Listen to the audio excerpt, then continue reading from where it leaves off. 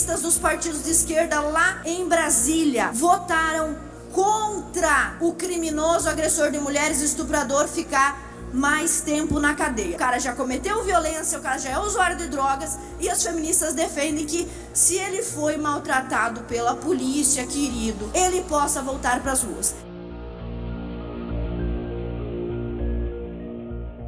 Muitas vezes as deputadas feministas subiram a essa tribuna para falar de violência contra a mulher.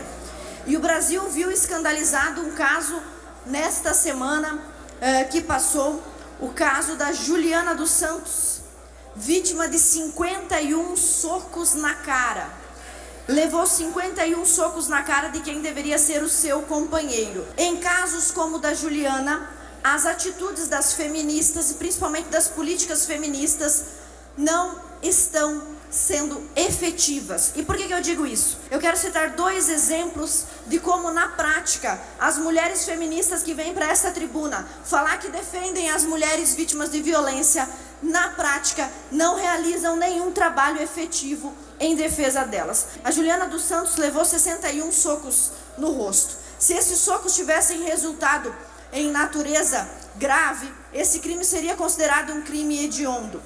Pois bem, recentemente o Congresso discutiu, senhores deputados, a progressão de pena. Para o cidadão que está em casa, o que é a progressão de pena? Aqui no Brasil existe um dispositivo legal que o sujeito criminoso, bandido, ele toma lá 10 anos de cadeia. Vamos ver, um estuprador toma lá 10 anos de cadeia. Mas o Brasil tem progressão de pena, então ele pode cumprir 40%, 50%, 60% da pena e depois vai para o regime semiaberto. Ou seja, esse dispositivo legal ajuda a colocar na rua estupradores e agressores, como o agressor da Juliana. Recentemente, no mês que passou, o Congresso discutiu o PL 1112 de 2023. Um projeto de lei que faria com que a progressão de pena estivesse mais distante do sonho dos estupradores, dos agressores de mulheres. E adivinha como é que votou o PT e o PSOL? Como é que votaram as feministas dos partidos de esquerda lá em Brasília? Quase todos os deputados do PT e absolutamente todos os deputados do PSOL votaram contra o criminoso agressor de mulheres, estuprador, ficar mais tempo na cadeia. O projeto andou ainda assim, graças a Deus, com o apoio de deputados conservadores e de direita, o projeto andou. Mas se dependesse das feministas, o agressor de mulheres ia antes para a sua liberdade, para o seu sonho de liberdade. Coloca mais um caso, porque esse aqui é mais importante ainda para nós que somos catarinenses. Essa senhora que vocês veem aí, infelizmente foi vítima de matricídio. Toda hora tem uma feminista para falar de feminicídio, mas ninguém está falando da Dona Maria. Ninguém está falando da Dona Maria Aparecida Córdova Elias. Pouco se fala sobre ela no jornal, pouco se fala sobre ela na boca das feministas que sempre estão dizendo que defendem a mulher. O que aconteceu com a Maria, uma catarinense, uma mãe, esposa, uma mulher catarinense, uma mulher de bem? Infelizmente, no dia 11 de fevereiro do ano passado, ela foi assassinada em Balneário Rincão pelo próprio filho. E o que isso tem a ver com as feministas? Por que nós vamos botar a culpa nas feministas? Tudo é culpa delas? Olha o que aconteceu. A Dona Maria tinha uma medida protetiva contra o seu próprio filho, vagabundo, Luiz Córdova Elias, de 25 anos. Ela tinha uma medida protetiva contra ele porque ele disse: mãe, se você mais uma vez me denunciar para a polícia, se eles me prenderem, se a polícia me pegar, eu volto aqui e eu te mato. Ele falou para ela: eu vou voltar aqui para te matar, lá em Balneário Rincão. E aí, ela denunciou, evidentemente, e ele foi preso. Inúmeras vezes, aliás, não só uma, porque o Lucas também é usuário de drogas. Quem é que defende a legalização das drogas mesmo?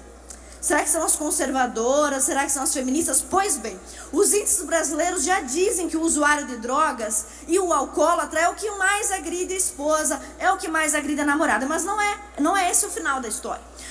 O Lucas, então, descumpriu a medida protetiva e foi preso.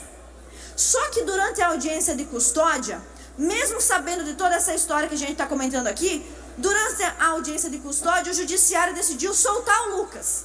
O Lucas disse: se eu for preso e depois eu for solto, eu vou vir em casa e vou matar minha mãe.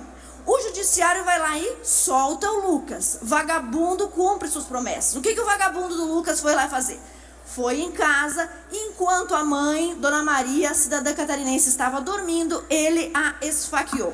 Matou a própria mãe de maneira indefesa enquanto ela estava dormindo. E as feministas, o que tem a ver com isso? Tem tudo a ver. Qual é o partido mais feminista desse país? PSOL. O PSOL é o partido mais feminista do país, depois vem o PT.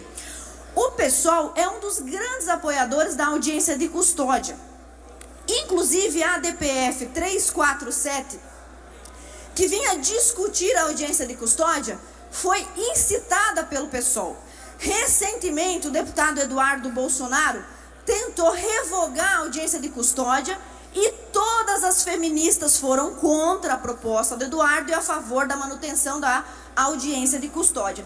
Inclusive, a maior feminista do PSOL do Brasil, que é a Thalíria Petroni, escreveu um artigo defendendo a audiência de custódia e a legalização do uso de drogas, na ocasião em que isso foi discutido no Congresso. Por que nós temos que falar sobre isso? Olha só, os dados das universidades federais, que já são, na verdade, cooptadas pela esquerda, né? Mas também os bancos nacionais de dados de segurança pública, indicam que 79% dos presos que passam por audiência de custódia já têm antecedentes criminais. Então, o cara já cometeu algum crime, está de novo lá preso, e os índices dizem que 34% desses criminosos reincidentes são soltos, como é o caso do Lucas, que voltou para casa para praticar feminicídio. Além disso, nós temos um dado também do Banco Nacional de Medidas Penais e Prisões, que aponta que 41% dos presos em flagrante que passaram por audiência de custódia ganham liberdade provisória. No nosso país, nos últimos 10 anos de aplicabilidade dessa resolução do CNJ, foram 820 mil criminosos colocados novamente nas ruas. Não só o judiciário coloca esse cara na rua, como o próprio policial militar já teme as medidas da audiência de custódia. Então, o próprio policial, aquele que está agindo em favor da segurança pública, quando vai atuar contra o criminoso, já teme as sanções do CNJ ou a soltura daquele cara que está cansado. O policial militar, todo mundo sabe, está cansado de prender e o judiciário solta. Então, nesses dois casos, senhores, nós tivemos as feministas 2 vezes atuando contra as mulheres. Atuando para que não sejam arrochadas as condições de progressão de pena, ou seja, o estuprador, homicida, feminicida, pega 10, 12 anos de cadeia, as feministas defendem que ele vá antes para a rua, cumprir o semiaberto. E também no caso da audiência de custódia, o cara já cometeu violência, o cara já é usuário de drogas, e as feministas defendem que se ele foi maltratado pela polícia, querido, ele possa voltar para as ruas. Então, Dona Maria Aparecida, infelizmente, não está entre nós para receber essa homenagem a essas palavras, mas eu espero que a sua família possa saber que aqui neste parlamento em Santa Catarina existe uma deputada que defende as mulheres com ações reais, efetivas e práticas, como a maior punibilidade desses vagabundos, desses criminosos covardes que agridem mulheres.